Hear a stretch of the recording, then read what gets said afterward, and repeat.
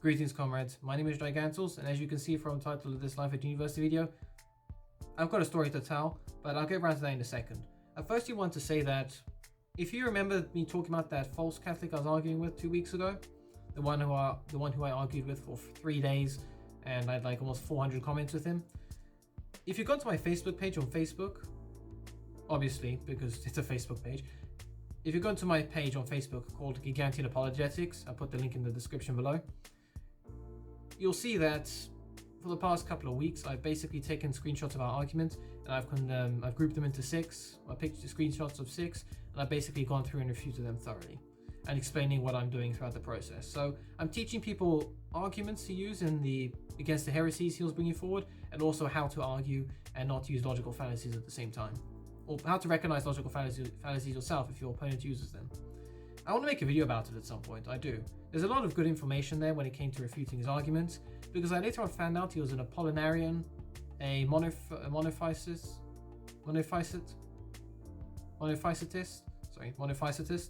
and a tritheist. Okay, so definitely a lot of heresy there. He's not a Catholic at all. Maybe in name, but that's it. Anyway, the main topic of this video revolves around. Well, you've already seen the title of this video. It revolves around my rosary here that I got here, and I know it looks a bit twisted, but it's my pink rosary here. Nothing wrong with the color pink. So it concerns a rosary, and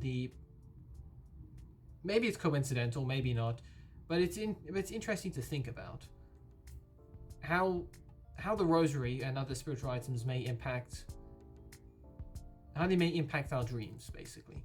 And I'm not saying that rosaries are necessarily a lucky item or a dream catcher. I'm not saying that at all.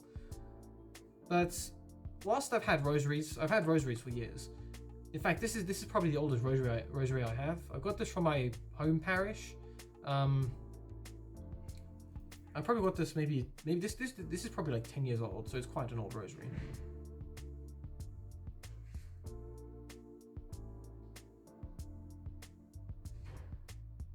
Thank you. Anyway, so yeah, this is an old rosary, and it all started a couple of years ago. But I remember my first accommodation to a couple of years ago. I read a post on Facebook that said you should sleep with a rosary under your pillow.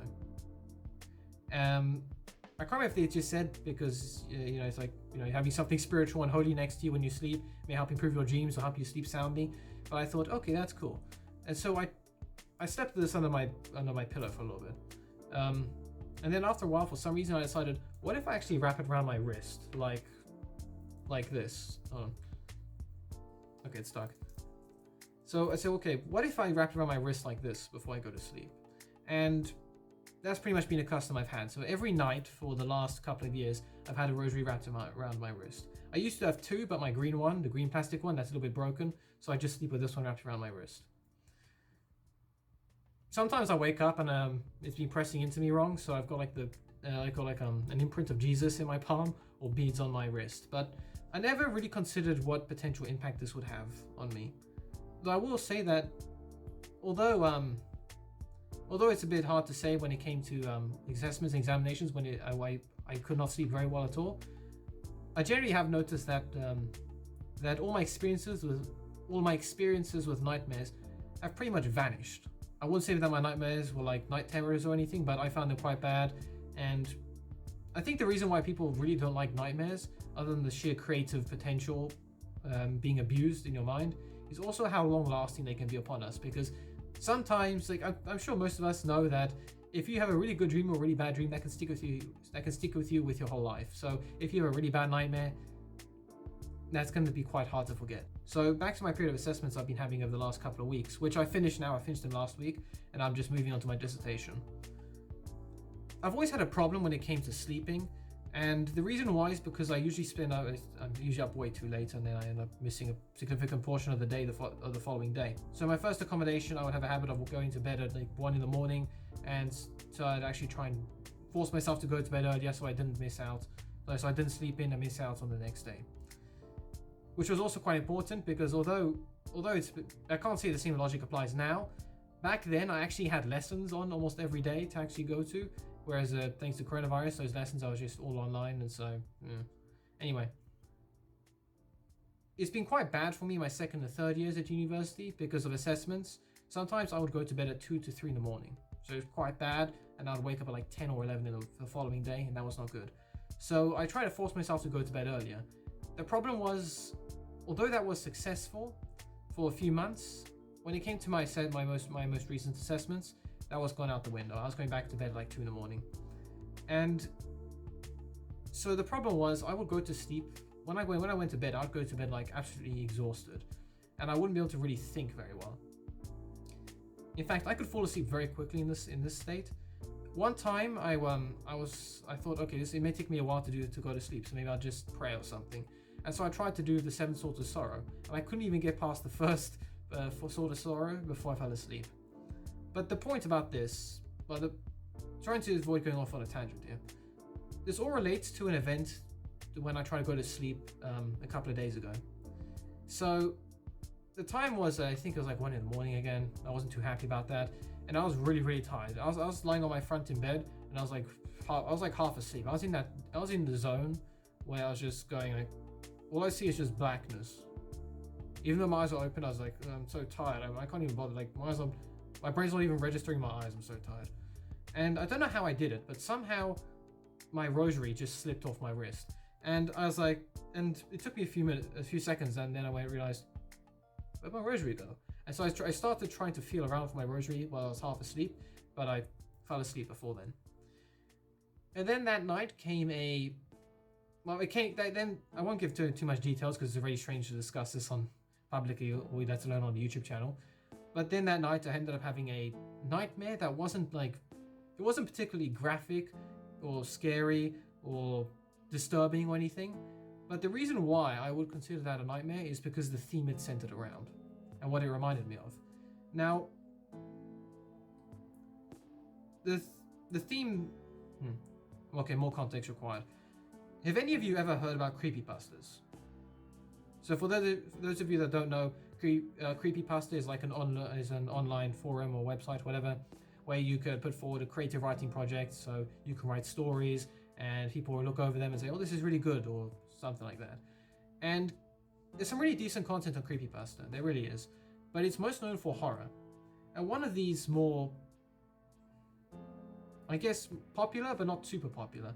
And when I mean super popular, I mean like Slender Man, the SCP Foundation, Jeff the Killer, Smile Dog, Eyeless Jack, all those characters started out on creepypasta. But one of the popular, but I'll say decent. One of the decent stories there is a story that it's short. It's only a few paragraphs long, but it definitely gets the chills. It gets the chill factor down your spine. It really does. And it's called "I Know You're Awake."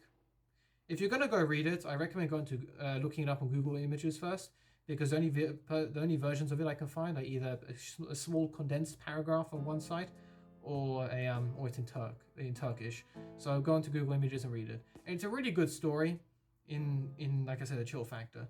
And with my dream, the moment I recognized this theme in my dream, that's what gave me this sense of dread, like, oh dear.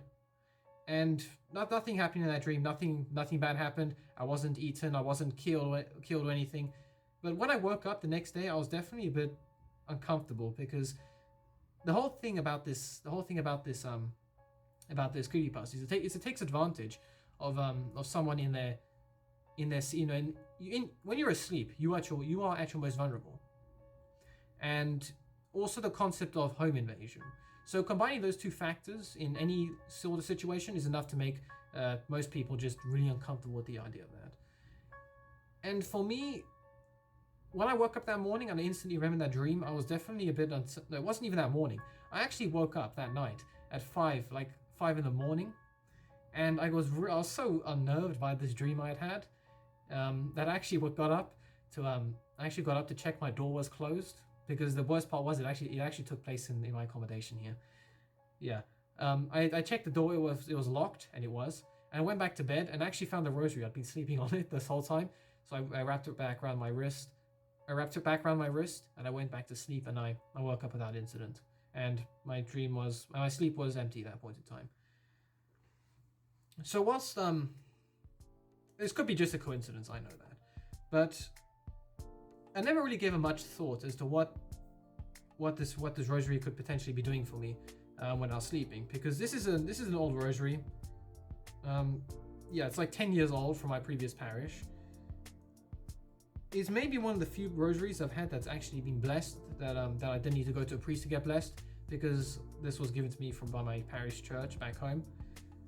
So maybe sleeping with rosaries actually helps you sleep better. Maybe it helps drive away nightmares. I don't know. Maybe it does. And if it does, I'm grateful for doing that all these years. And maybe that incident a couple of nights ago proves that. But like I said, if you read that story, I know you're awake. You'll very quickly see why it's so effective in its storytelling. And if you could imagine something similar happening to you in a dream, then you would realize, yeah, I can imagine I would wake up a bit unnerved after something like that.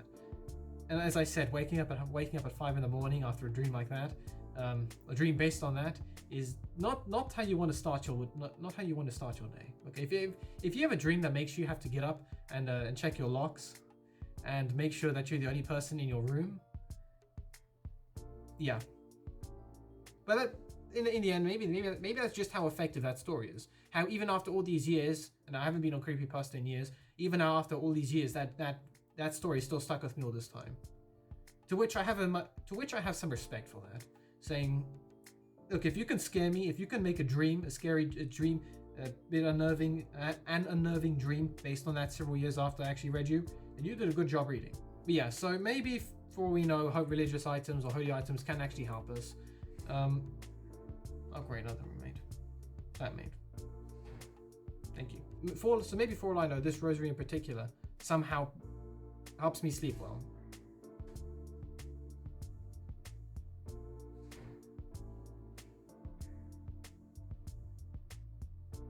Thank you. But anyway, as I was saying, maybe for all I know, this rosary could somehow actually be a special rosary for me and help me sleep well and not get nightmares, to which I greatly appreciate that. Maybe you guys have had similar experiences yourself, maybe after having religious items or blessed items or holy items with you when you sleep in your house. Maybe you've slept soundly, maybe you've no longer had certain reoccurring nightmares, to which, good for you, and hopefully that streak continues, because nothing like getting a good night's sleep, especially me as a university student. I need a good night's sleep. Okay, I really need a good night's sleep so I can make sure I actually work on my assessments and get them in on time. Okay, I definitely can't be cutting them close anymore, especially with my dissertation. But yeah, so that's it pretty much for this video. So there was a reminder to check out my Facebook page so you can see this argument, arguing with heretics, with that false Catholic heretic, and also how to refute his heresy. I'll be making a video about that at some point. And also a strange dream, a strange unnerving dream based around a horror story I read several years ago, which came coincidentally the night that I accidentally removed my rosary when sleeping. Which throughout the entire time I've ever worn this, I've never had a nightmare. So maybe that's an indication I should just keep this on. So no matter how many new rosaries I get, I should just keep this one with me all day. I should just keep this one with me at all times. Anyway, that's it for this video. So hope you guys have a good week. Hopefully you guys all sleep well. And like I read in that post, maybe you guys should sleep with a rosary under your pillow too. Maybe not necessarily around your wrist. I know that some rosaries have like metal chains and stuff that could really hurt if you like wear them around your wrist. I just wear this one because it's plastic. God bless you all. See you next video, comrades. Until then.